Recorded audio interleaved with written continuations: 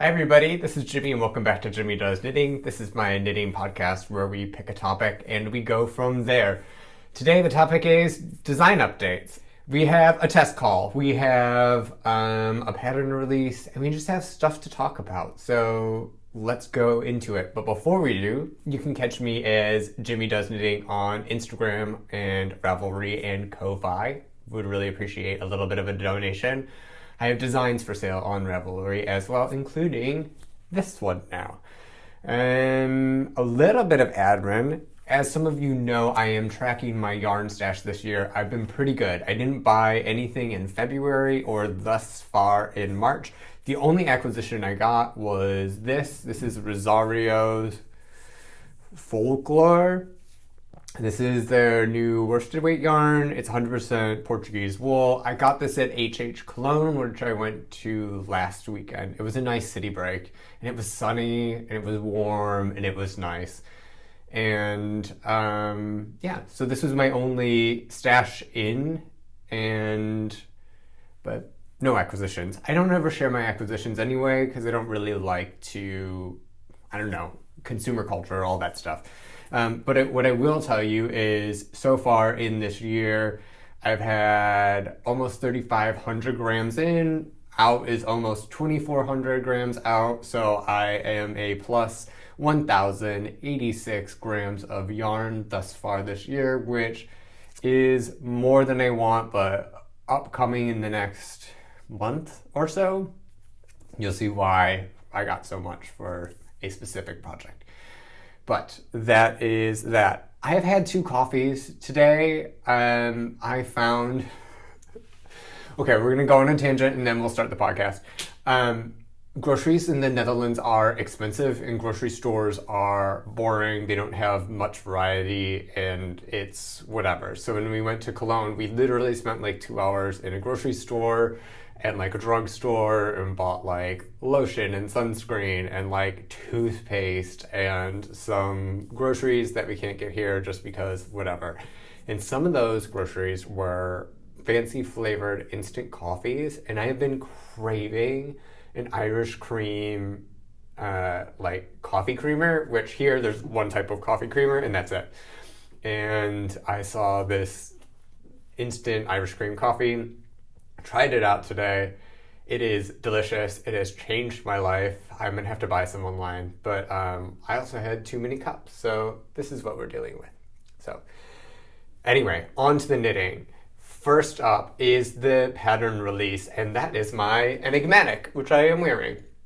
So this is done in collaboration with Kaos yarn. They provided the yarn for this, and I have yarn suggestions for this on my Instagram. If it's not up now, it will be up shortly. But they were so kind to provide me with these 2 colors, which are the colors that I had. Like, it had to be these 2 colors from Kaos because I just couldn't find anything else that really scratched the itch for this project.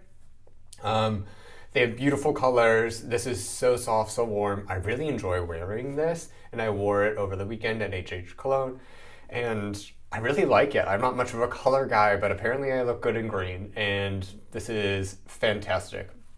This is their organic soft merino in the color Zealous and Enigmatic, which is what the pattern is named off of, Enigmatic. And this is a fingering weight yarn. It's 50 grams for 225 meters. Yeah, so it's super soft, really luxurious. I originally was going to do this in like a light blue and like a cobalt blue, but for some reason this color combo just stuck in my head and I had to do it. My testers had beautiful color combos as well. Some of them used Kaos and some of them did not. But like a color changing yarn or something like that is really good for this. So let's go over this design. This is a top-down raglan. It is fairly standard. It is all over color work. What you do is you just start at the neck and go down. There is no shaping until you get to the collar. The contrast color is, in this case, the green, and then the main color is the blue, but you can kind of switch it up however you want. It's odd because you use a lot less of the contrast color, but it seems to be the more dominant in this design. It's a really simple check. Not so innovative, but it's sort of like a pattern clashing sort of deal. And then this motif, which I got off of like a traditional Russian sweater, and then I modified it slightly, and I just put them together. So it's like super simple. I do not chart out all the yokes. You have to figure this out yourself. I'm assuming that you know how to do stranded color work and that you can increase in pattern with this chart. I'm not a hold your hand designer. I think that was definitely some feedback from my testers. Is I have enough for you to do the things, but I think a lot of patterns are a little bit more hand-holdy than I am, and that's just not me. I'm not here to teach you how to knit. I'm just here to give you instructions on how to knit this one, and that's my approach. This is a more advanced technique. It's all over color work. I'm assuming that you know how to work a raglan, you know how to do these things when you pick this up. If not, you can learn, but my pattern's not going to teach you. You have to use other resources, and that's just sort of my perspective. I can teach you. I know how to teach you. You want to get me to have a class? I'm more than willing to, but that's not how I write my patterns. Now, they're not like Norwegian sparse, but they're not, I guess, a lot of the more popular knitters and how much detail they put into them. So that's just something to be mindful of, but it's a pretty easy motif. This one's a 6-stitch repeat. This is 14 stitches, and you do not have to catch your floats at all in this. There's a line, it doesn't line up, but so there's a line over here, and then there's a line under the underarm. So you shouldn't need to catch any floats. You can just kind of go for it and do that. So top-down raglan, it is a compound raglan, so it has a little bit more increasing first at the shoulders, and then it goes down. I do have measurements, so if your yoke depth preference is shorter, then you need to adjust it. But I can tell you how long the yoke depth is so you can make those adjustments to the pattern and get the width that you want. So I think that having a schematic there is super important. Changing the yoke depth will change the increase rate and the width of this, but I mean, that's a whole different story. It has just like a simple 1x1 rib that I did. A couple of the testers made this into a turtleneck or did contrast cuffs and collar, which is great. The increase, the raglan is just a 1-stitch in the main color. I want it to be fairly seamless. It doesn't have really any body shaping. The only shaping in this is in the collar. So in order to make this continuous and not have issues with the pattern breaking up, I did the short rows shaping in the collar, so the front, and my mic is pulling so it's a little harder to tell, but the front is a little shorter than the back, but it allows it for you to like sit all right and not like bunch up or be too crazy. This is sized for unisex, so he, she, they, them, none of it good. This should be able to fit you all. Yeah, I had a variety of testers in a variety of sizes, and they all seem to find the fit all right. So that is good. A recommended ease is like 4 to 6 inches. This is fairly tight. It is similar to my Troy Boy in terms of ease, but I really enjoy the fit. Obviously top down, so length is customizable. That is the Enigmatic. I think that's all I have. I just wanted like a pattern clashing and like weird colors, and this yarn is fabulous, and I really enjoyed this design. I think it's definitely a statement piece that you can either like charge up or charge down. You can use fun skeins, or you know, be like me and have bright colors, or maybe something just kind of black and white, which is also wonderful. So Enigmatic is out now. If you're watching this within the first week, I have a discount that is automatically applied at checkout. It is 25% off is what I usually give, so keep that in mind. And then after that week, it expires. So that is my Enigmatic. I love this. I really love this. I think it's a stunner of a piece. I want to see all the color combinations that you guys knit with it, so tag me in it, and if you use Kaos yarn, also tag them. But yes, let's get on to the next one. The next one is also a finished object, but it is my Metaphysics, and this is a lovely intarsia drop shoulder piece that I have created. And this is going out for testing. So the tester form is below, and let me tell you about all the patterns. So the yarn, I got a discount from Knitting for Olive. This is Coal and Rust. This is their heavy merino. So this is intarsia and worsted weight. It's a little bit more approachable.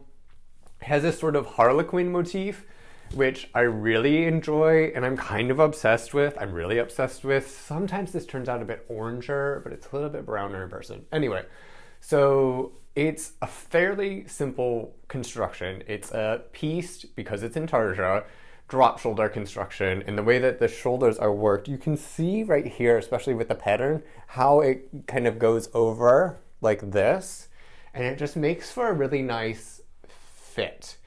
I intended this to have a little bit more ease, but this is like 6 inches of positive ease for me. I'm going to make another version, which we will get to later, in bigger ease. Also, Mr. Does Knitting can wear it that way. But let's go over it. So what you do is you knit the back and front piece separately, and then you knit the sleeves separately, and then you sew it all together. That's sort of old school, but then it works great. It is, as I said, a modified drop shoulder, but like where the drop shoulder is exaggerated. So there's really not any shaping in the sleeves. It's pretty rectangular on your way up. You do have to seam it. I have to cough, hold on. But there are cute little details on the cuffs and hem, or cuffs and collar and hem. What I have is a tubular cast on, and then you have 1x1 ribbing, and then you have a little bit like of a setup row, and I think it just makes for really nice detail without having it be too complicated. And on the collar, I just do a tubular bind off to mimic the tubular cast on. This is knit bottom up in pieces. So that is what I have done. I experimented. The sleeves I sewed together with a back stitch, and then the sides and shoulders and stuff I did with mattress stitch, which is my preferred, but I just wanted to try a different way of stitching. It worked out great. It is not so complicated, but it does take some time, simply because intarsia takes some time. There's no texture, it's just stuck in it. Like I said before, I have approached this pattern of, I'm not going to teach you intarsia. I assume that you can either figure it out yourself or you know it by this point. Same thing with knitting a garment in pieces.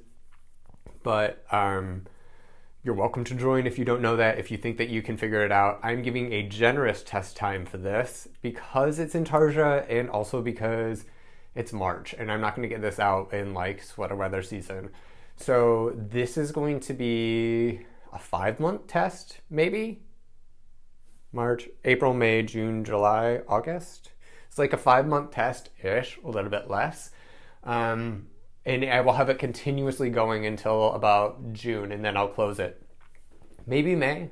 I don't know. I'll have this going for a while, just because I think that it's going to be harder to find testers for this for me, because I'm not that big of a name, and then also I think pieced garments and intarsia people are a little hesitant, but it's all right. I am allowing you to test this with or without the intarsia, so if you just want to knit like a boyfriend sweater in plain stocking net, that also works, because I want to test the pattern, and then the motif is like its own chart. So like I would prefer you to do the intarsia version, but if you want to knit a pieced version and give me feedback, that also works, because I think that qualifies as the test. Now, I before with my Enigmatic said you just need the collar, the yoke, and a sleeve to finish the test.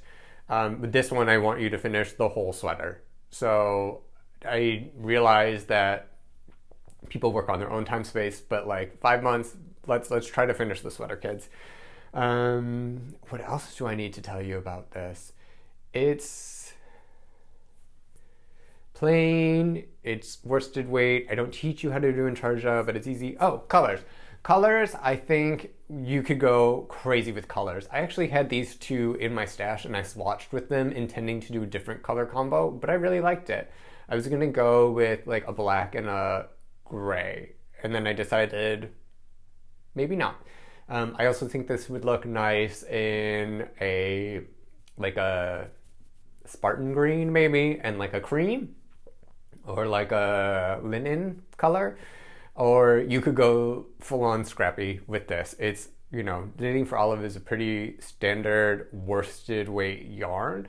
So you can get creative. I don't really care about the color placement in your sample. Just do whatever you think is nice. You can also always just knit, the collar and cuffs with a single color. I don't think it's as nice, but you can do that too. But yeah, I think that there are a lot of really cool versions for this. If you need color inspiration, Laura Penrose has her blanket that I'm sure, Sweet Shop blanket? I'm sure if you watch this, you probably know of her.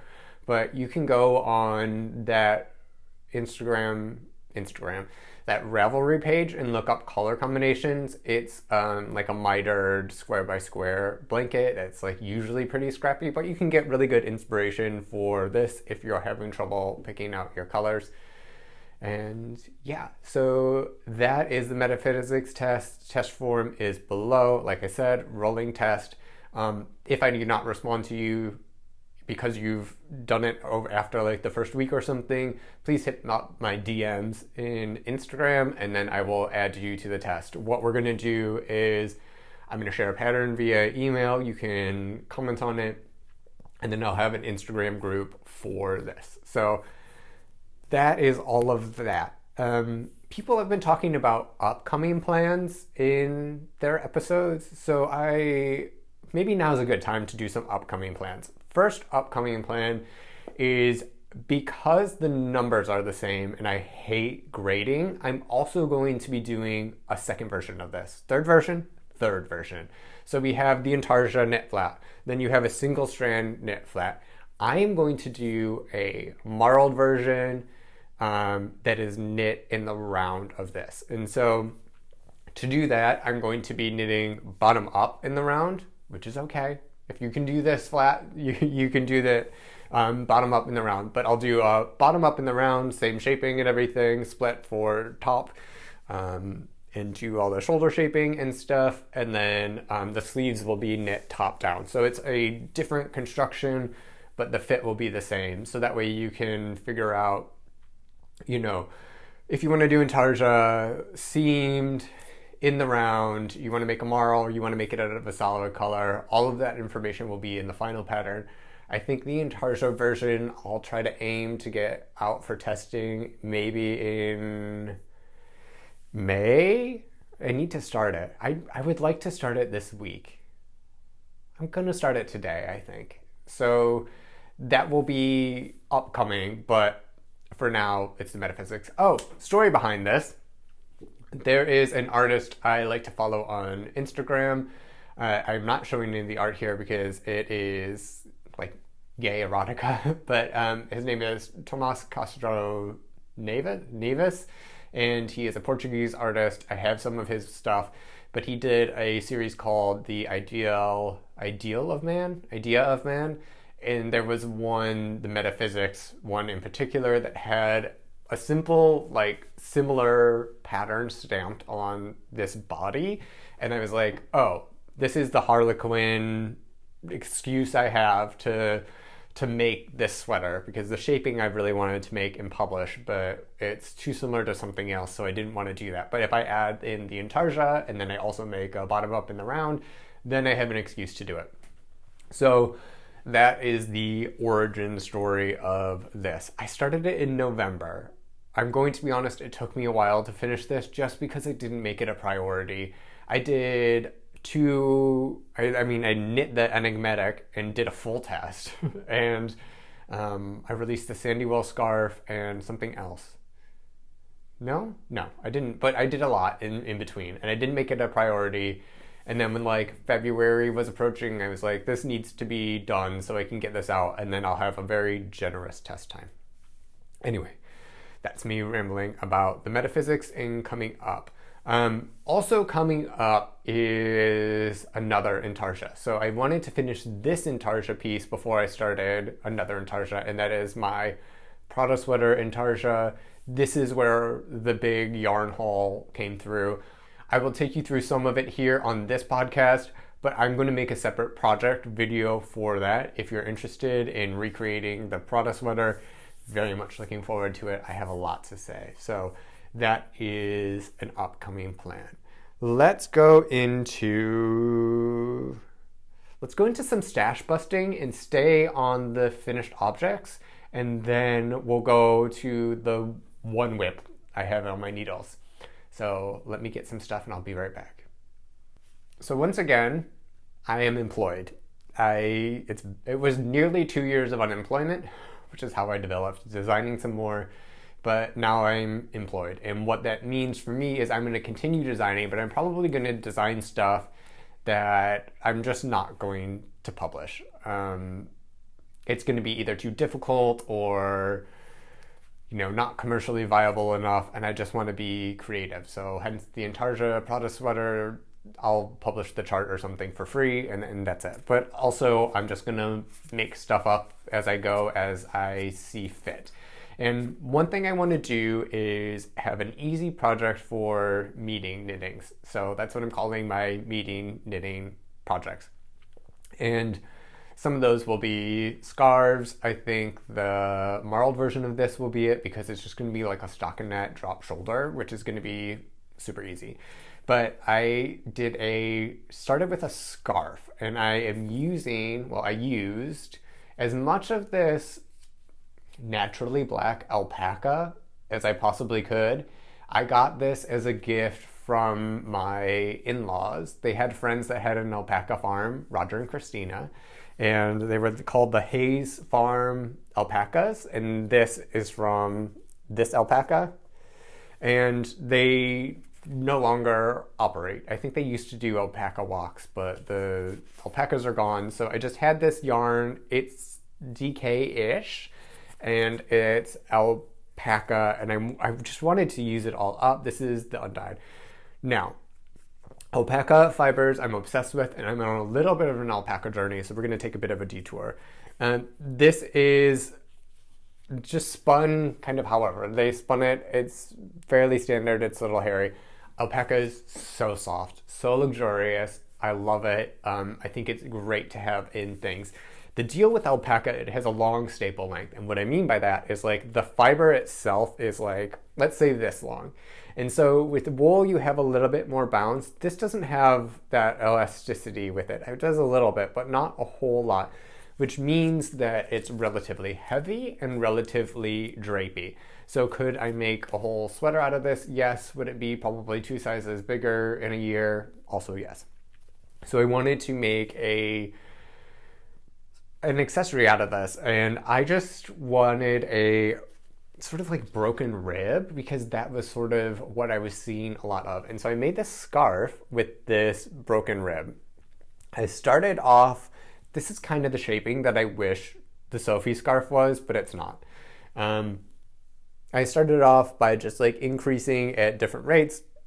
All the increasing was on the front side, and I did stockinette, and then the back side was just going to be ribbing.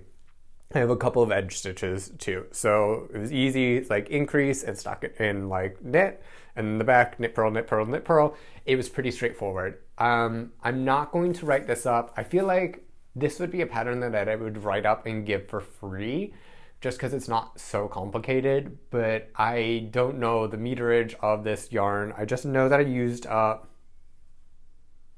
230 grams to get this.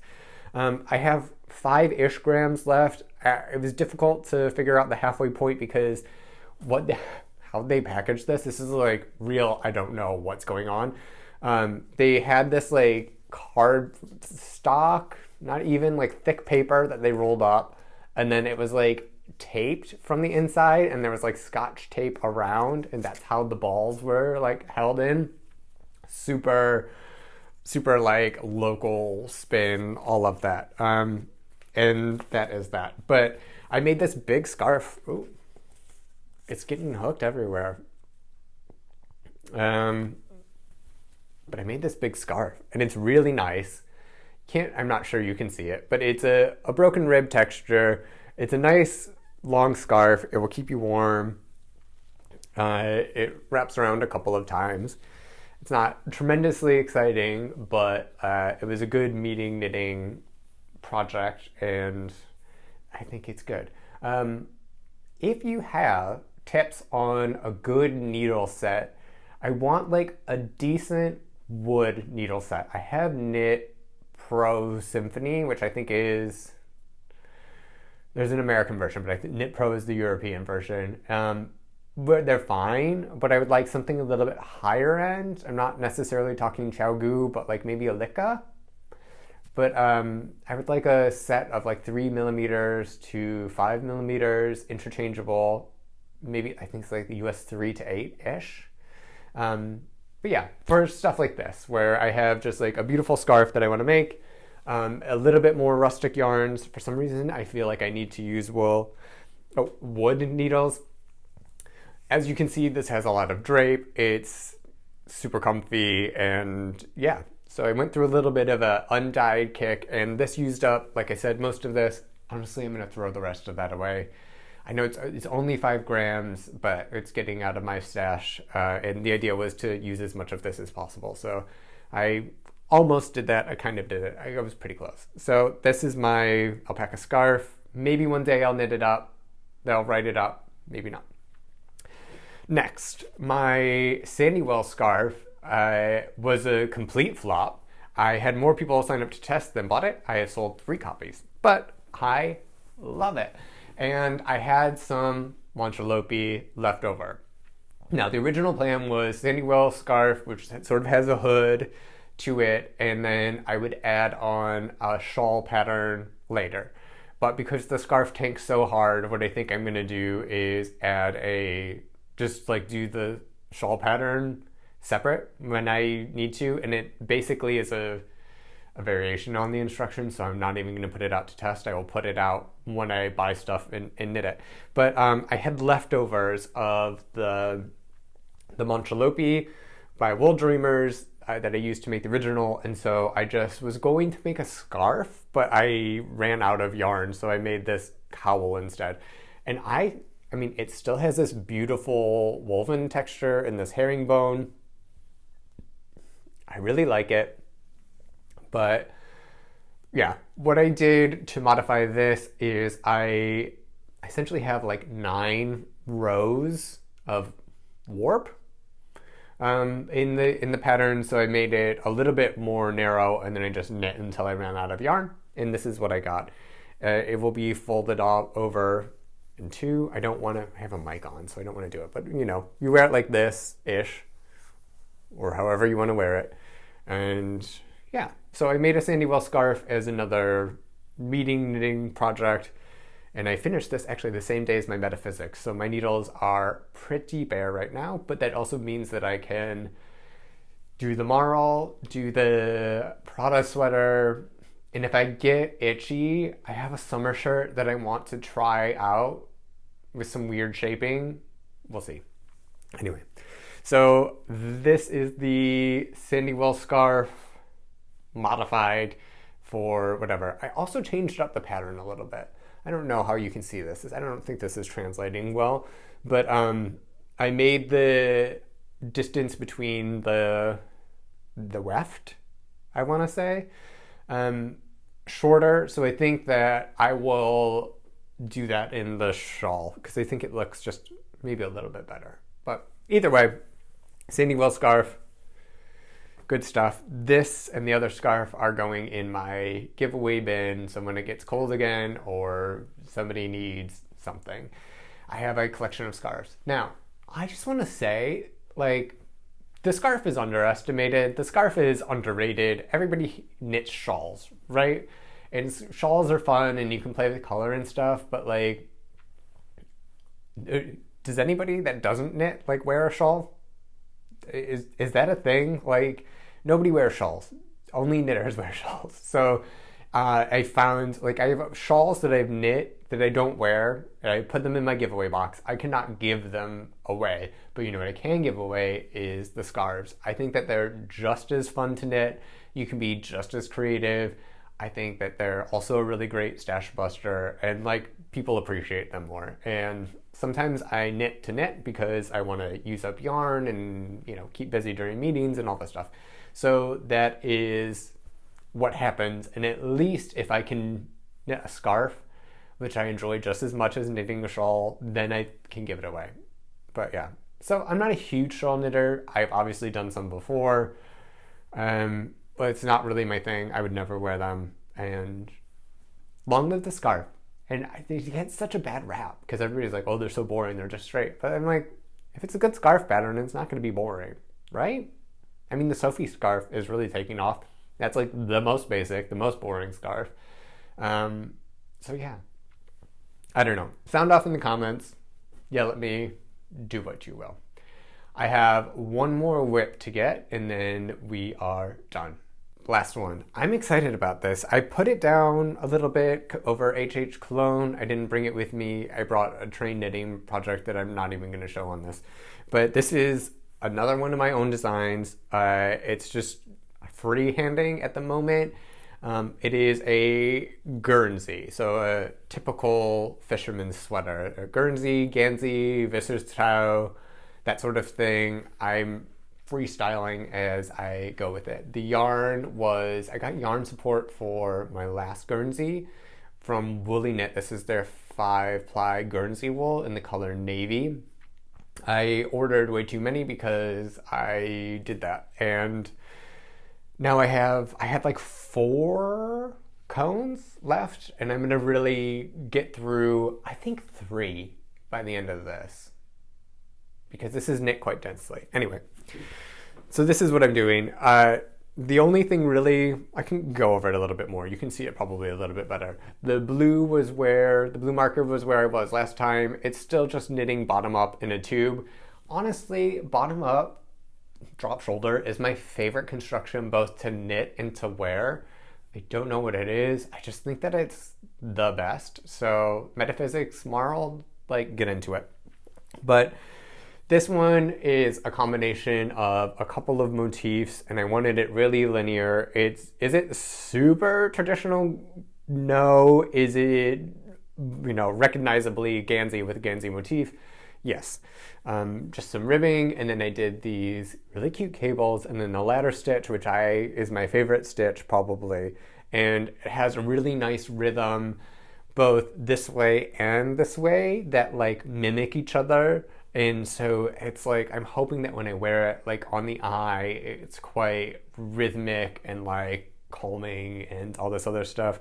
I have a little detail at the sides, which is harder to see, but I have 2-stitch purl. That's pretty typical. Usually they had a 1-stitch purl to mark both sides to have a faux seam, but also just keep track of where things are, with a 2x2 cable on each end. So there's 1x1 cable on each end. So there's 1x1 cable, 2x2 cable, 2x2 cable, 1x1 cable, 2 purls, 1x1 cable, 2x2, 2x2 purl, and then this ladder stitch thing. This is not written out. This is not charted. I'm just gonna kind of go for it. I did take this off the needles. I do think this will be on the thinner side because I was having trouble reading my gauge of my block swatch. I probably should have done a bigger swatch. So what I assumed, I calculated it with the looser gauge because I know that between swatching and knitting, I'm usually a little looser. So I did it with the looser gauge and then calculated about a 40-inch circumference. That way, if it was even looser, I'd be at probably about 42-inch. If it was tighter, it's about 38-inch. And within that size range, I will be fine to wear it and it will look good and I will enjoy it. So I think it's going to be closer to the 38 circumference, which is fine. It's all right. It's perfect. It's going to be a stunner anyway. This is knit on 3mm needles, so it's I would say a heavy fingering weight. Guernsey wool is a 5-ply, so usually the British call fingering weight a 4-ply because it has 4 plies.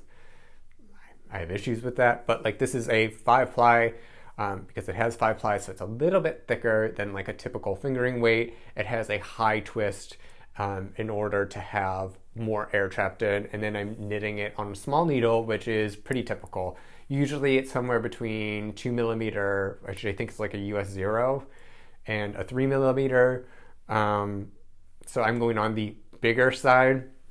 So it's making quite a dense fabric for fingering weight, which is good because I'm not the biggest fingering weight sweater type of guy. I'm always cold. I'm cold right now and I'm wearing a worsted weight sweater.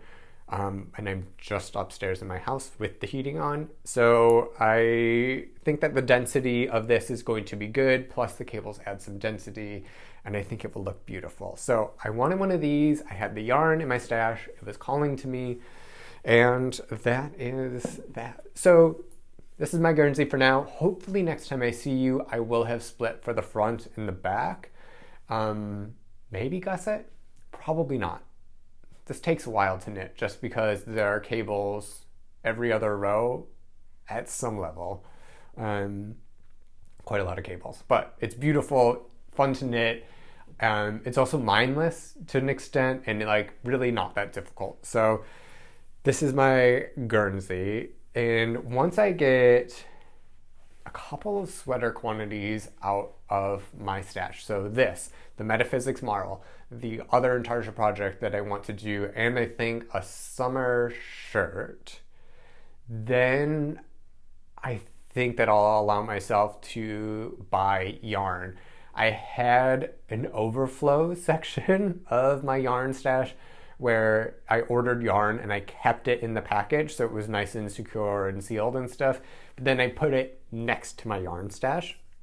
And so that was just like another pile in addition to my yarn stash. And that pile has gone away or been like the balls are now fitting nicely, like not cramped within my actual yarn stash. So that is good.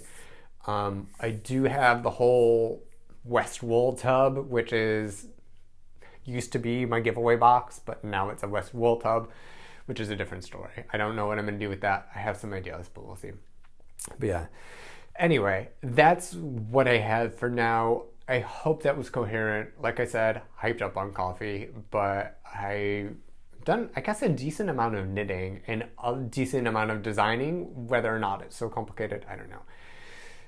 In summary, buy my Enigmatic and sign up for my Metaphysics test call.